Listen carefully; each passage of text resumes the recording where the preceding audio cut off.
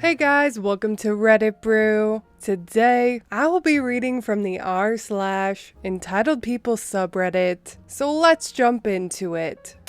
Entitled mother-in-law threatens legal action for not seeing grandchildren one weekend. So, this has been my weekend/week, guys. Friday night, around 10:30 p.m., my mother-in-law texted my hubby, informing us she would be at the apartment to get the kids Saturday evening. This was worded as an FYI, not a request. At the time, she was informed that we had plans for Saturday evening, but she could get them Sunday if weather permitted. She argued this, but gave in. Saturday night comes, and the roads are not safe. Mixed snow and rain all day, with more in the forecast for Sunday. My husband texted Mill that the kids wouldn't be going anywhere because of the road conditions. She agreed that the road conditions were bad, and we thought that was the end of it. Sunday, my husband went to work, and the kids and I went about our normal weekend routine. Then, at noon, Mill showed up on my porch informing me she was taking the kids, and had the stuff to cut their hair, which had never been discussed. I reiterate that my husband had told her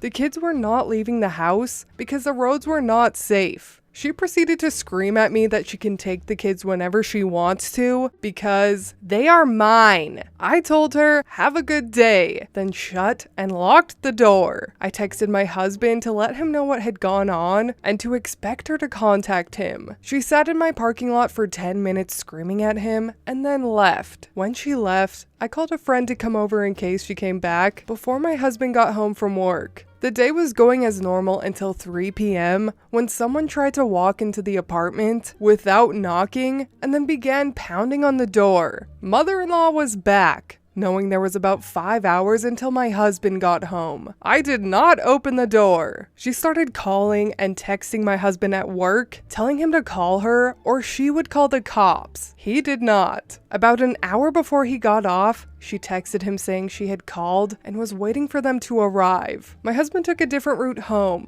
which allowed him to avoid walking past her car, and we went about our normal night, kids' bath, and bedtime since there was school the next day. She finally pulled out of the parking lot at 9:30 p.m., 6.5 hours after arriving. The texts and calls haven't stopped, and today she left my husband a voicemail threatening legal action if he doesn't call her and let her see the kids. We have removed her from all the kids' information at their schools in case she tries to go that route, and are currently looking for a lawyer to make sure nothing happens. Edit: my state does not have grandparent rights. Edit number 2: to reassure everyone about the kids while they are at school, the school was notified of the situation on Monday. She is not allowed to enter the school, and I pick them up, so she has zero access to them from the school building. Edit number 3: I am the stepmom to the younger two. They do not know their biological mother, but it still limits my legal rights for now. But we are working on me adopting them. The oldest is mine from a previous marriage. Update: she has been texting my husband at work today, acting like nothing happened. He's ignoring the messages.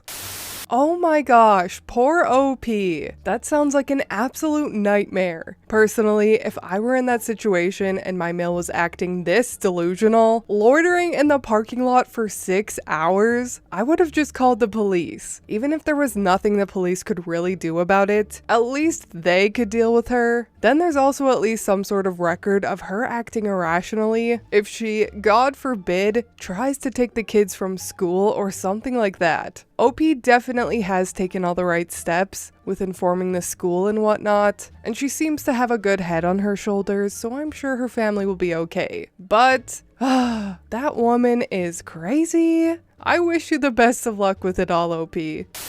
Entitled mother-in-law demands from daughter-in-law that she gets to name her kids. This is my mom's story from my grandmother, my dad's mom, demanding that you got to name me and my sister. And it's still screwed up when I think about it. So this is more of my parents' story, so it'll be in third person. Let me start off by saying that my grandma hated my mom because she was poor growing up and Mexican, treated my mom poorly, and my dad wanted his mom's love and attention. Oh, and also, Grandma hated my brother because she refused to believe that was her grandson, half Mexican and poor. My mom was pregnant with my sister and almost due, and my grandmother told my dad she wanted to name his child. Wanting to be a mama's boy, he agreed and told my mother to let his mom name my sister. Mom was very upset and said something along the lines of, "Did she carry this baby for 9 months? No, this is my child." My grandmother, being upset,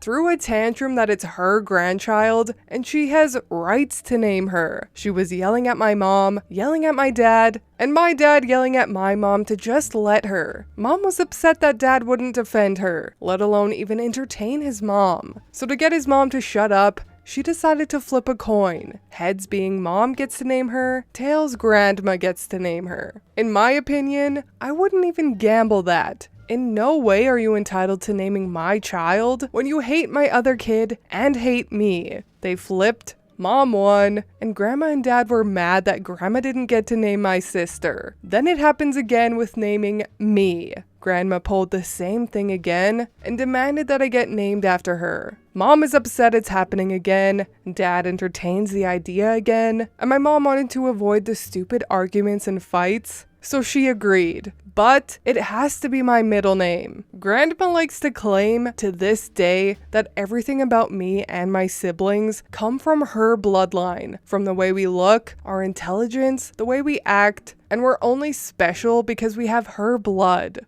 None of us look anything like her, and we're definitely not entitled, spoiled, racist assholes. Sometimes when someone says my middle name, it just weirds me out that I share my name with my grandma, because she's a horrific person, and I'm nothing like her. She still hasn't changed, but her entitlement has calmed way down.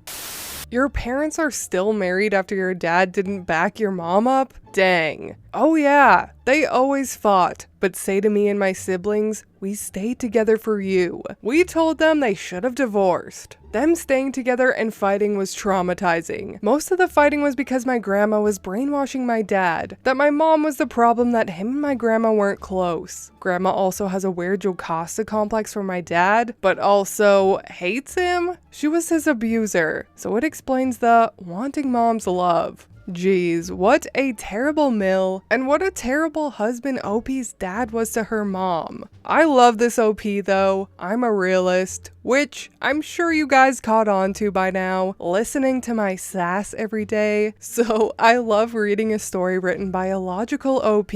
I totally agree. I think her parents should have gotten divorced. And it's so selfish to say things to your children like, we stayed together for you. Like, okay, I didn't ask to be born, and you guys clearly aren't a good match, so maybe you should have not stayed together for us. By the sounds of it, it would have saved OP and her siblings from a lot of trauma. I'm glad none of them turned out like their grandmother. It always restores my faith in humanity when people that come from families like this can grow up and be civilized, intelligent, kind human beings. But anyways, that is all for me today. I hope you enjoyed those 2 entitled people / just no mail stories. If you did, please leave a like and subscribe. I truly appreciate when you do, and I will see you in the next Reddit story. Bye!